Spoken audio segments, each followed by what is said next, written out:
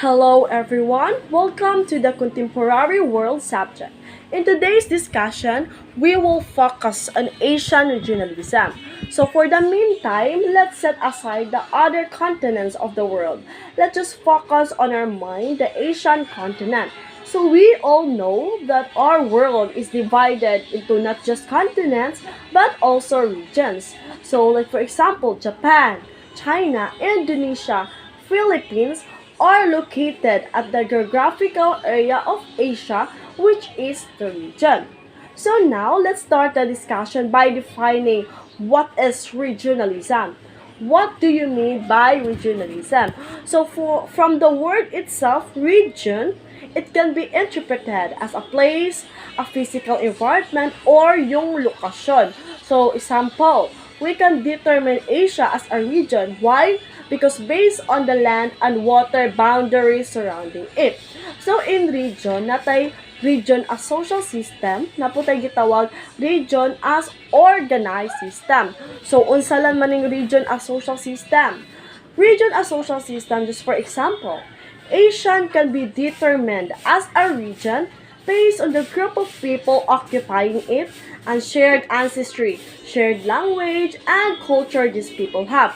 So here, ito yung isang samahan, ito yung isang grupo ng mga tao na meron silang mga shared ancestry, shared language, culture, or meron pagkakapareho. So now, let me ask you, are we all aware that our Filipino language or dialect ay merong pagkakapareho ng tunog sa ibang bansa? Aware ba taani?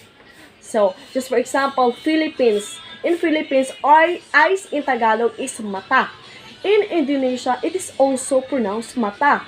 In Malaysia, it is also called mata. In Madagascar, maso. In Samau, mata. In Taiwan, it's matsa. Another word is seven. In Tagalog, it is pito. In Indonesia, it is toju. In Malaysia, it is toju. In Madagascar, it is fetu. In Samau, it is peto. And in Taiwan, it is petyo.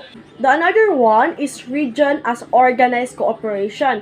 So what do you mean by region as organized cooperation? So for instance, Southeast Asia is a region within the Asia, right? And it has been formalized through memberships in the Association of Southeast Asia Nations or ASEAN.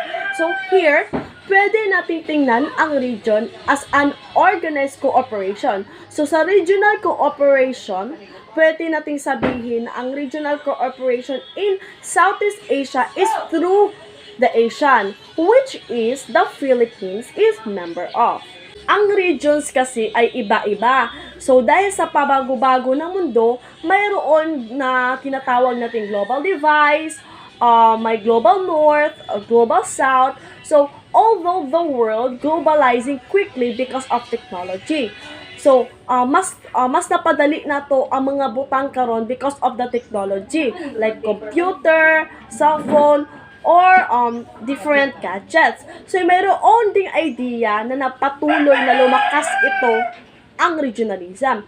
If paspas ang pag-globalize or kanang we all know that globalization is more cooperation or harmony of people around the world.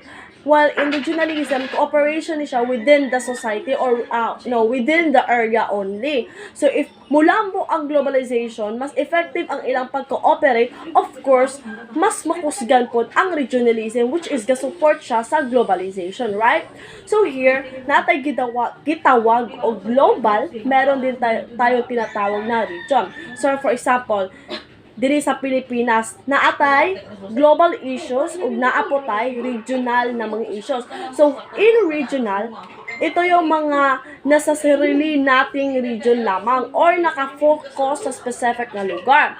While in national, ito yung issue na kinaka-cover lahat ng issue ng ating bansa. So, that is the differences between the regional and national. Alright, so now let's define the word regionalism. So regionalism, this is a form of political powers down lower level of political. Here, malakas ang pagsama-sama ng mga grupo ng mga bansa, ilabi na ka ng mga dugol or magkakapitbahay. So mula sa bahagi ng mundo na iisa ang kinalalagyan ng mga geographic area. So the main goal of regionalism is mapabuti ang kanilang ekonomiya. Sila ay makapagtulungan at to ensure that they share the same goals in a particular area. So ngayon, lumalabas din na ang regionalism, kahit sinasabi na iba na ito ay interconnected, independent, pero yung mga bansa na nasa particular na region ay lumalakas din ang kanilang pag-uugnayan, samahan, trade, or international relation. So, diri na atay gitawag og economic development, tapos tay gitawag diri human development. So, it talks about mga kalambuan, di ba? So, atong tinagsaon, unsa man ning economic development. So, economic development, yun yung mga bansa na nagbibigay grants upang gamitin ito para sa social services. So, atong gamit kana uban nga nasod, they give us a grant so that other place or ang uban nga bansa gamiton ni sa social services, sa for education purposes, og uban pa. Sa mao na siya sa economic development. While in human development, ito yung ang ibang bansa ay nagbibigay ng scholarship para sa mga bansang mahihirap.